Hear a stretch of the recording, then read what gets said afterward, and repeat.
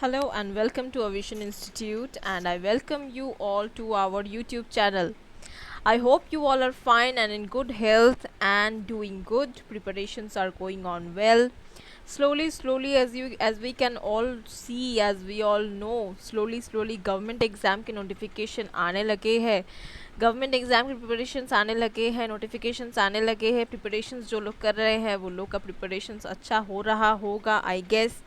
जैसे कि हम लोग देख रहे हैं IBPS PO का नोटिफिकेशन आ चुका है. क्लर्क का भी नोटिफिकेशन आने वाला है. अभी तक एग्जैक्ट डेट नहीं पता है. तो ऐसे धीरे धीरे बहुत से नोटिफिकेशंस अभी आ रहे हैं. अभी डेट्स जो है वो टेंटेटिव डेट्स है. जैसे कंडीशन होगा वैसे डेट्स जो है ये आगे पीछे होते रहेंगे, लेकिन कुछ ना कुछ नोटिफिकेशन तो आ रहा है. यही बहुत बड़ी बात है. तो हम लोगों का प्रिपरेशन तो हम लोगों को जारी रखना है. तो रोज़ की तरह मैं फिर से आ गई हूँ 10 वोकेबुलरी वर्ड्स के साथ और 3 ईडियम्स के साथ. तो 10 वोकेबुलरी नया वर्ड्स करेंगे हम लोग, उसके सिनोनिम्स और एंटोनिम्स करेंगे, उसके यूजेज करेंगे, सेंटेंस में कैसे यूज़ करें उस वर्ड को, उसके यूजेज देखेंगे और ईडियम्स भी करेंगे हम लोग. तो इस हफ्ते हम लोग बॉडी ईडियम्स कर रहे हैं. बॉडी ईडियम्स को ही कंटिन्यू कर रहे हैं क्योंकि body idioms is very important. तो बॉडी ईडियम्स आज भी 3 करेंगे, नए बॉडी ईडियम्स करेंगे जो कि रेगुलरली हम लोग यूज़ करते हैं लेकिन शायद हम लोगों को मीनिंग उसका पता नहीं है. तो ऐसे कुछ बॉडी ईडियम्स करेंगे, तो ऐसे कुछ वोकेबुलरीज भी करेंगे. And what I should tell you all, जो मैं आप लोगों को बता देती हूँ क्या बताना है आज कि ये मैं रोज़ ही बोलती हूँ आप लोगों को कि aviation institute has launched a new course. Aviation institute ने एक नया कोर्स लॉन्च किया है जो कि है IBPS PO का. IBPS PO का एक क्रैश कोर्स लॉन्च किया है एविएशन इंस्टीट्यूट ने, जिसका पैकेज है 999 रुपीज़. ये 999 रुपीज़ का पैकेज है. 28 डेज़ का क्रैश कोर्स है ये. इसमें सब कुछ इंक्लूडेड है. PDF नोट्स, इसमें लाइव क्लासेस है, इसमें वीडियो क्लासेस है, इसमें PDF नोट्स है, इसमें अपडेटेड स्टडी मटेरियल्स आपको मिलेगा, प्रैक्टिस सेट्स ऑफ क्वेश्चंस मिलेंगे, बहुत सारे चीज़ें हैं. You can see the details in our website also. Visit our website and see the details. And the package will cost you 999 rupees. तो मैं आप सबके लिए क्या कर सकती हूँ, जो लोग मेरे रेगुलर फॉलोअर हैं, जो रोज़ मुझे देखते हैं, मैं उन लोगों के लिए एक 15% का डिस्काउंट अरेंज कर सकती हूँ. तो आपको एक कूपन का इस्तेमाल करना पड़ेगा. वो कूपन है आपका PD15. तो PD15 अगर आप इस कूपन का इस्तेमाल करोगे तो आपको 15% का डिस्काउंट मिल सकता है. PD that is Pallavi Das 15. Okay, PD15 just the initials, मेरे नाम का इनिशियल्स है ये, Pallavi Das that is PALLOBIDAS, Pallavi Das PD. इसके इनिशियल्स हैं PD15. PD15 का आप इस्तेमाल करोगे जब आप पैकेज को लोगे, वहाँ पे आप इस कूपन कोड का इस्तेमाल करोगे तो आपको 15% का डिस्काउंट मिलेगा इस कोर्स पैकेज के ऊपर, कोर्स फीस के ऊपर. सो गाइस, छोटे से टाइम पे ये बहुत अच्छा कोर्स है, आप ले सकते हो. इतना भी ज़्यादा कॉस्टली नहीं है. It is very budget friendly, it is very cost friendly. So you can take this course in this pandemic time. So don't panic in this pandemic time, क्योंकि पैंडेमिक टाइम पे प्रिपरेशन तो करना है. तो उसके लिए ज़रूर जो चाहिए वो है अच्छा एक कोर्स. कम टाइम पे अच्छा प्रिपरेशन जो कोर्स कराएगा हम लोग उसको ही लेंगे ऑब्वियसली. तो fine. So let us start with today's vocabulary. आज के वोकेबुलरी के सेशन के साथ स्टार्ट करते हैं. तो पहले एक मोटिवेशन से स्टार्ट करेंगे हर रोज़ की तरह. आज भी एक मोटिवेशन मेरा लाइन है. क्या लाइन मैंने आज का लाया है, winners are not those who never fail but those who never quit. तो ये एक बहुत सही कहावत है. क्या कहावत है ये, कि विनर्स उन लोगों को नहीं कहा जाता है जो कभी हारते नहीं हैं. विनर्स भी हारते हैं, ऐसा नहीं है कि वो एक बार में ही विनर हो गए, एक बार में ही सक्सेसफुल हो गए. नहीं, विनर्स भी हारते हैं. लेकिन विनर्स वो नहीं होते हैं जो लोग हारते नहीं हैं. विनर्स वो लोग होते हैं जो कभी क्विट नहीं करते, मतलब कभी हार नहीं मानते. हम हारते तो ज़रूर है, हम हारेंगे तो ज़रूर, हारना तो पड़ेगा ही. एक बार में ऐसा नहीं है कि कोई एक बार में एक एग्ज़ाम क्रैक कर जाए, ऐसे बहुत कम होता है. सबका लक इतना अच्छा नहीं होता. तो अगर हम एक बार फेल हो जाए तो हम हार नहीं मानेंगे. तो जो हम हार नहीं मानेगा वही विनर है, जो हार मान लेगा वही लूज़र है. ओके, तो विनर वो लोग नहीं होते हैं जो हारते नहीं हैं, बल्कि विनर वो लोग होते हैं जो हार नहीं मानते. ओके, हारना तो सभी को पड़ेगा, सब हारेंगे, जीवन में सभी को हारना पड़ेगा, हमेशा हम लोगों को सक्सेस नहीं मिल सकता किसी भी सेक्टर में। You can not get direct success, you will fail for some time, 1 2 3 बार आप फेल होगे, उसके बाद आपको सक्सेस मिलेगा, उसके बाद आप विनर होगे। ओके, तो चलिए आज के सेशन को स्टार्ट करते हैं। हमारा आज का पहला वोकैबुलरी वर्ड क्या है? हमारा आज का पहला वोकैब है सफिक्स। सफिक्स जो है, सफिक्स खुद एक नाउन, खुद एक वर्ब है, सॉरी, सफिक्स खुद एक वर्ब है जिसका मीनिंग होता है पर्याप्त। ओके, सफिक्स खुद एक वर्ब है जिसका मीनिंग होता है पर्याप्त। इसको इंग्लिश में कह सकते हैं टू बी इनफ और एडिक्वेट, इनफ या फिर एडिक्वेट। सिनोनिम्स इसके हो सकते हैं क्लॉयट, content, fill, glut, satiate, satisfy, ये सारे हो सकते हैं इसके सिनोनिम्स। एंटोनिम्स इसके हो सकते हैं check, deny, disappoint, refuse, restrain, ये हो सकते हैं इसके सिनोनिम्स। अब सफिक्स को सेंटेंस में कैसे यूज करें? Excuse me, since I only have $30, this amount must suffice for my weekly food purchases. So मेरे पास सिर्फ $30 है, तो दिस अमाउंट मस्ट सफाइस और suffice for my weekly food purchases, मेरे इस हफ्ते का फूड परचेजेस के लिए ये अमाउंट जो है सफिशिएंट होना चाहिए। $30 should be sufficient. Okay, that means $30 enough होने चाहिए मेरे इस वीक के फूड परचेजेस के लिए। तो चलिए, हमारा आज का पहला ईडियम हम लोगों को दिख रहा है। आज का पहला ईडियम है, ये एक बॉडी ईडियम है। क्या है ईडियम? ईडियम क्या है? Rule of thumb. तो रूल ऑफ थंब का मीनिंग क्या है? रूल ऑफ थंब का मीनिंग है जनरल रूल, मतलब कोई बेसिक रूल या बेसिक नियम बताना चाहे तो रूल ऑफ थंब बोल सकते हैं। As a rule of thumb you should get 8 hours of sleep per night. तो ऐसे कोई चीज़ जो आपको बिल्कुल मानना ही है, बिल्कुल स्किप नहीं करना है, तो ये एक जनरल रूल है कि 8 घंटे हम लोगों को सोना चाहिए। ओके, नेक्स्ट वोकैब क्या है हमारा? नेक्स्ट वोकैब है सैवी। सैवी खुद एक नाउन है जिसका मीनिंग होता है व्यवहारिक ज्ञान रखना। ओके, व्यवहारिक ज्ञान रखना, shrewdness and practical knowledge, the ability to make good judgments. तो अच्छे अच्छे जजमेंट्स पास करना ये मेरे एबिलिटी है। सिनोनिम्स क्या हो सकते हैं? Shrewdness, acumen, acuity, sagacity. Antonyms हो सकते हैं इनएक्सपीरियंस, इग्नोरेंस, ये सारे हो सकते हैं एंटोनिम्स।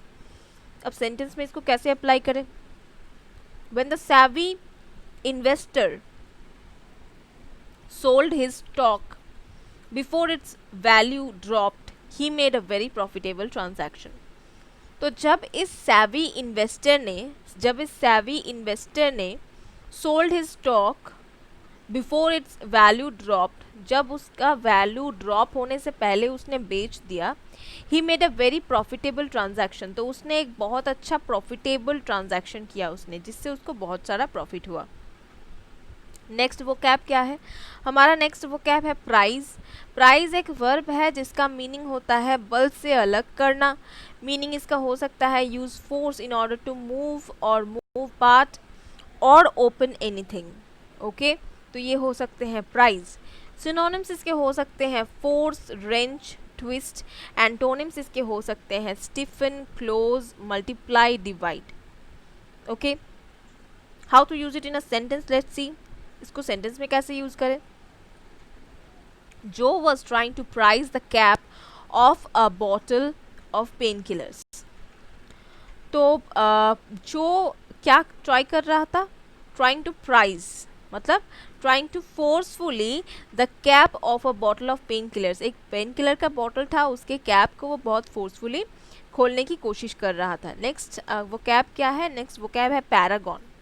पैरागॉन खुद एक नाउन है जिसका मीनिंग होता है अत्युत्तम मनुष्य या वस्तु। ओके, तो अ पर्सन और थिंग, कोई पर्सन या फिर चीज़ viewed as a model of excellence, मतलब कोई रोल मॉडल के जैसे देखना किसी को। Okay, that is Paragon.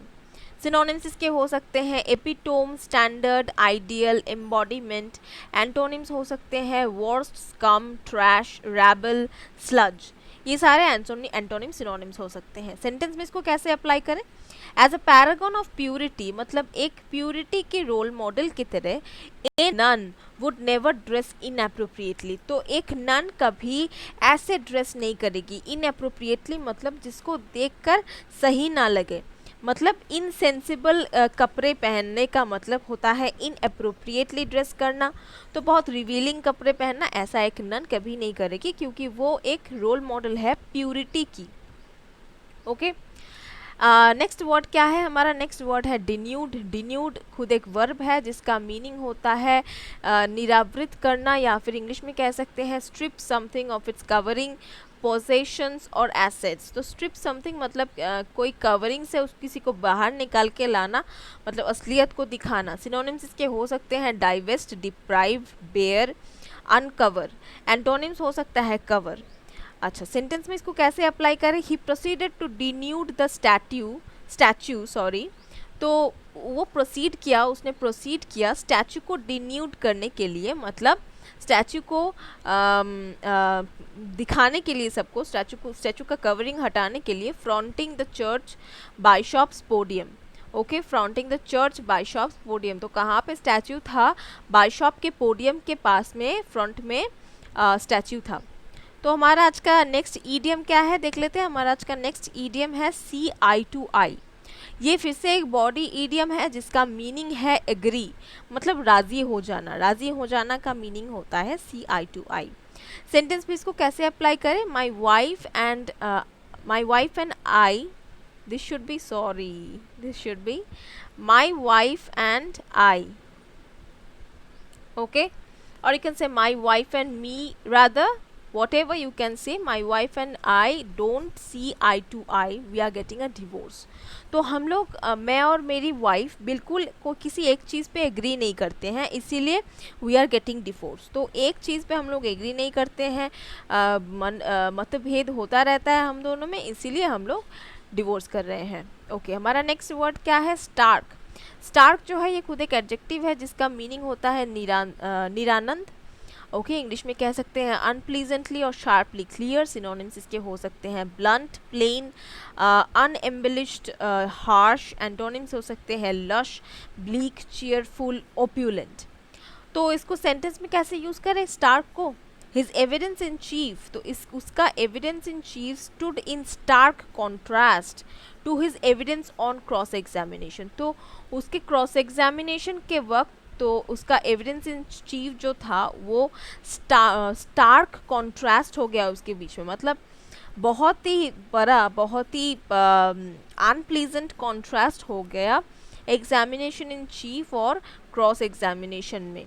Okay, next word हमारा है परपोर्टेडली। परपोर्टेडली ये खुद एक वर्ब है जिसका मीनिंग होता है कथित रूप से।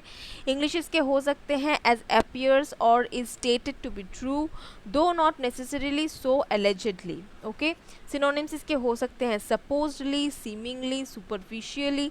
एंटोनिम्स हो सकते हैं absolutely, authentically, certainly and earnestly। Sentence में इसको कैसे यूज करें? The woman found a letter purportedly signed by the prime minister। तो उस वुमन को एक लेटर मिला purportedly signed by the prime minister, ऐसा लग रहा था, मतलब ऐसे एलिज किया गया था कि इस लेटर को प्राइम मिनिस्टर ने साइन किया है। ओके, नेक्स्ट क्या है? नेक्स्ट है अनअबेटेड। अनअबेटेड जो है खुद एक एडजेक्टिव जिसका मीनिंग इंग्लिश में हो सकता है without any reduction in the intensity और स्ट्रेंथ। तो इंटेंसिटी और स्ट्रेंथ में कोई रिडक्शन नहीं हुआ, इसका मीनिंग होता है अनअबेटेड। सिनोनिम्स इसके हो सकते हैं इंसेसेंट, परसिस्टेंट। एंटोनिम्स हो सकते हैं इंटरमिटेंट, रिलेंटिंग। सेंटेंस में अनअबेटेड को कैसे यूज़ करें? They danced all night with unabated energy. तो उन लोगों ने सारी रात उन लोगों ने डांस किया विथ अनअबेटेड एनर्जी, मतलब जो ऐसा एनर्जी जैसे कोई ख़त्म ही नहीं हो रहा था। ओके, ख़त्म नहीं हो रहा था मतलब रिड्यूस भी नहीं हो रहा था एनर्जी। ओके, नेक्स्ट वर्ड क्या है? नेक्स्ट वर्ड है इम्पास। अच्छा, इम्पास जो है, इम्पास खुद एक नाउन है जिसका मीनिंग होता है गतिरोध। ओके, इसका मीनिंग ये भी हो सकता है इंग्लिश में, a situation in which no progress is possible.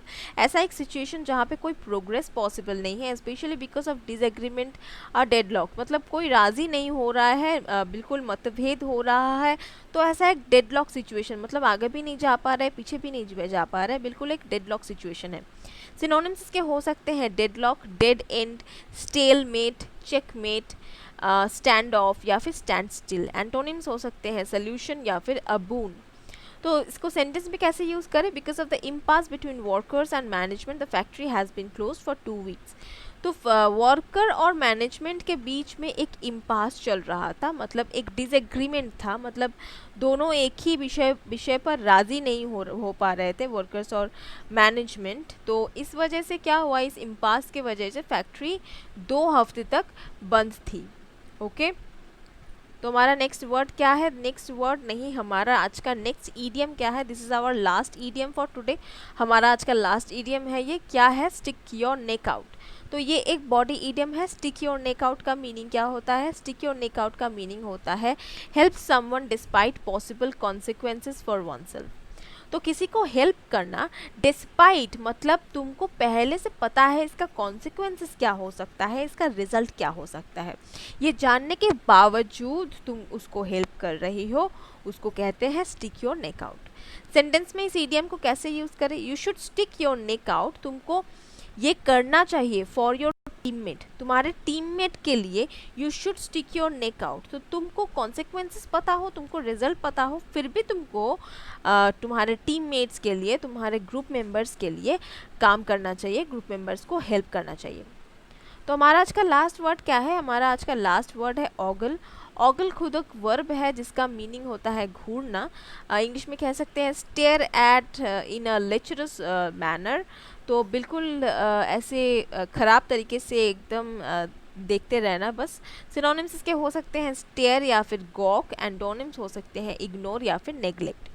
तो इसको सेंटेंस में कैसे यूज़ करें? Most women dislike being ogled. तो ज़्यादातर महिलाएं ये पसंद नहीं करती है कि कोई महिला, कोई और इंसान उसके तरफ बिल्कुल ऐसे देखते रहे, बस देखते रहे, स्टेयर करे उसके तरफ। ओके, तो ये ज़्यादातर महिला को पसंद नहीं है। तो ये हो गया ऑगल का यूजेज। तो this was our 10 vocabulary words and 3 idioms. I hope you like the session. If you like the session, then don't forget to like the video and yeah, comment in the comment section. comment लिखिए comment section में हमें improve करना कैसे चाहिए, हमें और कैसे पढ़ाना चाहिए आपको, और क्या क्या नया नई चीज़ें चाहिए, ये हमें कमेंट करके बताइए। और या and yes, if you are new to our channel, ज़रूर सब्सक्राइब कीजिए हमारे चैनल को और बेल आइकन को दबाना ना भूलें, ताकि आपको सारे रीसेंट अपडेट्स, जो हमारे चैनल में रीसेंट वीडियो अपडेट्स आएंगे, वो सारे अपडेट्स आपको मिलते रहे। Thanks for watching. Thank you.